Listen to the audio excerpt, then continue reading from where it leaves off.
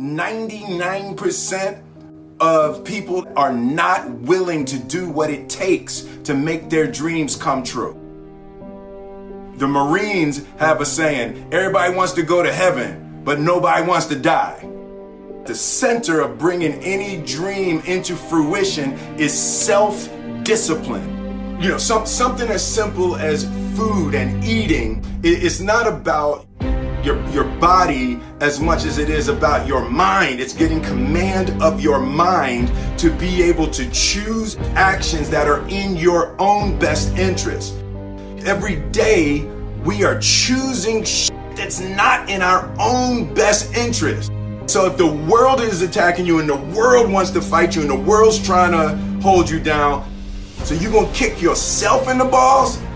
So you're gonna stop yourself from getting what you dream. And I think the word discipline has kind of gotten a bad name. We think about it in terms of punishment. I'm not talking about discipline in that way. I'm talking about discipline in the sense that you forego immediate pleasure for the exchange of long-term self-respect. I believe that self-discipline is the definition of self-love. That when you say that you love yourself, that means that you have behavior towards yourself that is loving. Self-discipline is the center of all material success. You cannot win the war against the world if you can't win the war against your own mind.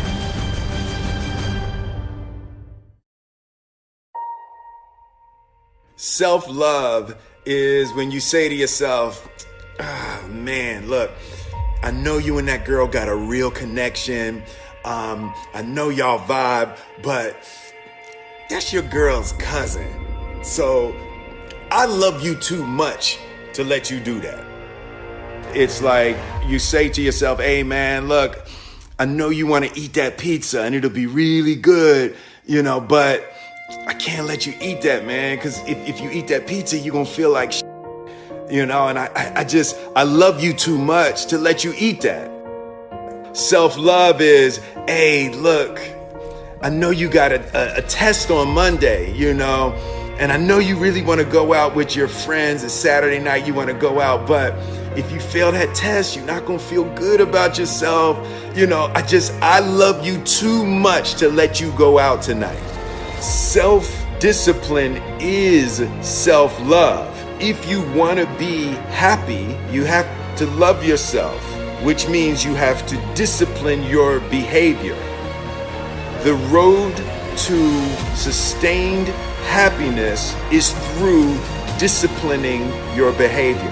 We tend to base our self-esteem on what other people think.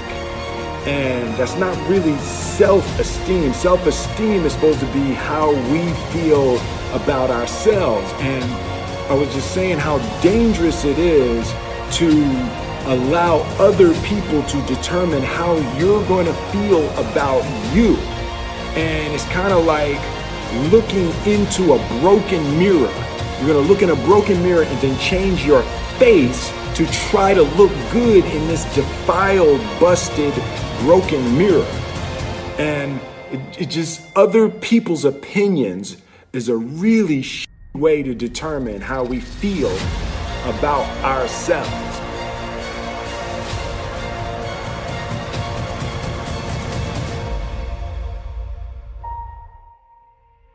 It don't matter whose fault it is that something is broken if it's your responsibility to fix it. For example, it's not somebody's fault if their father was an abusive alcoholic, but it's for damn sure their responsibility to figure out how they're going to deal with those traumas and try to make a life out of it.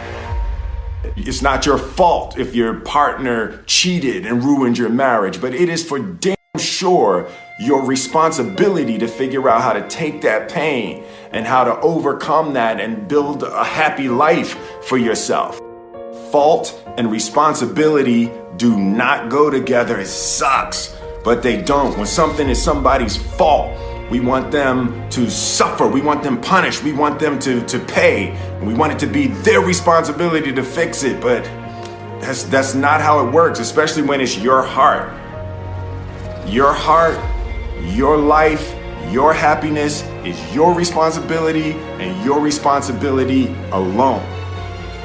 As long as we're pointing the finger and stuck in whose fault something is, we're jammed and trapped into victim mode. When you're in victim mode, you are stuck in suffering. The road to power is in taking responsibility. Your heart, your life, your happiness is your responsibility and your responsibility alone. You can make a person smile, you can make a person feel good, you can make a person laugh, but whether or not a person is happy is deeply and totally and utterly out of your control. The prerequisite for spending time with any person is that they nourish and inspire you. They feed your flame. Look at your last 5 text messages. Are those people feeding your flames or dousing your fire? Put your phone down for just a second and look around. Look to the people around you. Are those people throwing logs on your fire or are they pissing on it?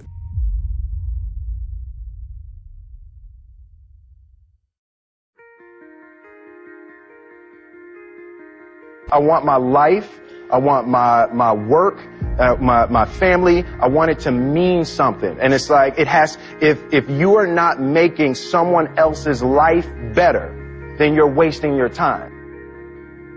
The separation of talent and skill is one of the greatest misunderstood concepts for people who are trying to excel, who have dreams that want to do things. Talent you have naturally. Skill is only developed by hours and hours and hours of beating on your craft. You don't try to build a wall. You don't set out to build a wall.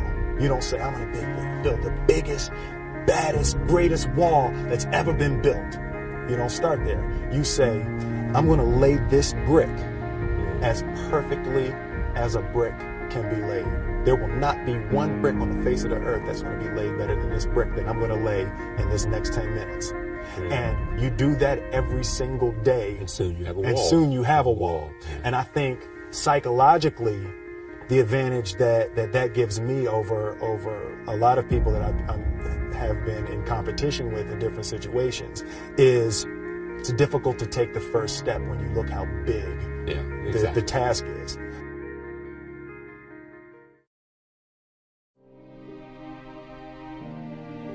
The definition of who I am is very clear to me, and it also redefines who I want to be, in that I know for a fact that I'm stronger than I thought I was. You know, you can't help but ask yourself the question, what would I do if I was in Muhammad Ali's shoes? I'm motivated by fear. I hate being scared to do something. And I think what developed in my early days was the attitude that I started attacking things that I was scared of. Why were you scared in your bed the night before? What do you need that fear for? Just don't go. Why are you scared in your bed 16 hours before you jump? Why are you scared in the car?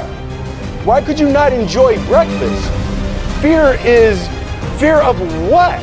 You're nowhere even near the airplane. Everything up to the stepping out, there's actually no reason to be scared. It only just ruins your day. You don't have to jump. And then in that moment, all of a sudden, where you should be terrified is the most blissful experience of your life. And God placed the best things in life on the other side of terror. Hey there. Subscribe to my channel. And also press this bell icon.